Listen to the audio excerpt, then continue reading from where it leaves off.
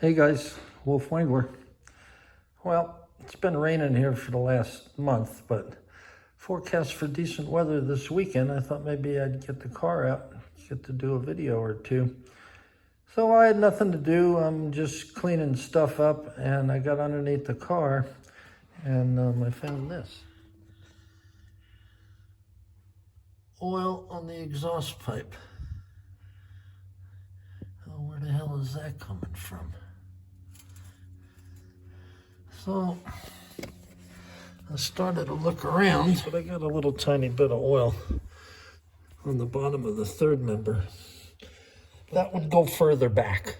The air rushing underneath the car would blow oil from the gasket on the center section back. So it's someplace up here, and I thought, well, it's the pinion seal. It's this little gasket here. It's actually a seal on the inside that goes around the pinion shaft, and it's sealed up when the yoke gets pushed onto the pinion shaft when you're assembling everything and you put the nut on here. But there's another possibility. If we're looking, let me move the light around here. It could have been a little bit from the pinion yoke, but no, that's not too much. But it's where the nut is that holds the pinion yoke on, I'm seeing oil inside here. I'm pointing from the outside, but I'm seeing oil in here. And that's an indication that it could be weeping oil up along the splines of the pinion shaft and then underneath the nut. That shaft should have some sealant on it, and we'll see when we pull it out. But I could probably do this in the car. I could take the drive shaft out and pull the pinion yoke off and see what's what from there. But the fact that this gasket's been leaking underneath the third member here for a number of years, not a lot, just a drip now and then, but the fact that that's not sealed up right, I'm going to pull the third member out and we'll take a look at this pinion yoke on the bench. So wheels off. These are those big 11-inch MoPar brakes. And the drums look fine inside. There's the brake setup. Everything looks clean and dry in here. The key next is these 5 bolts around the axle flange. Come out and then the axles slide back out. So the first thing we want to do is mark everything. The universal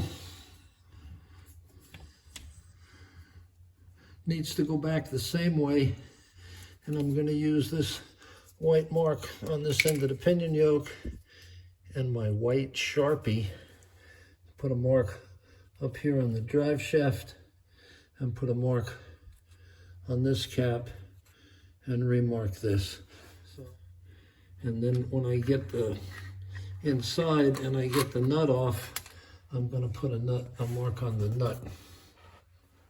So we're looking at the nut, and it looks like someplace along the line it's been cross-threaded. And then I'm looking on the back, and look at the oil on the pinion. Look at the oil in those threads. Well, there you are. You can see the oil. Looks like it's weeping out of the splines. The washer's all oily. So the trick here is that these splines should have been sealed with some RTV or something. I don't know if that happened or not. I didn't put this together. But it'll happen this time. But before I put this together, the next thing we want marked is the pinion and the splines, because I want to go back on the exact same spline. So I use this handy dandy little vibrating engraver to make 2 marks You can see them here and one on the pinion. Very small, just little scratches, but it'll give me something to line up to. Make sure everything goes back exactly where it came out. So here's the left side, and if you look, you can see that the axle seal is leaking. You can see where it's leaking. It kind of runs down there like a waterfall. It hadn't been leaking out. It hadn't gotten to the brakes or anything yet. It's an easy thing to fix while I'm here. So I will pop that out and I will clean up all of this orange RTV. So I got that mess all cleaned up in here. I got a new axle seal installed. In fact, I put them in on both sides.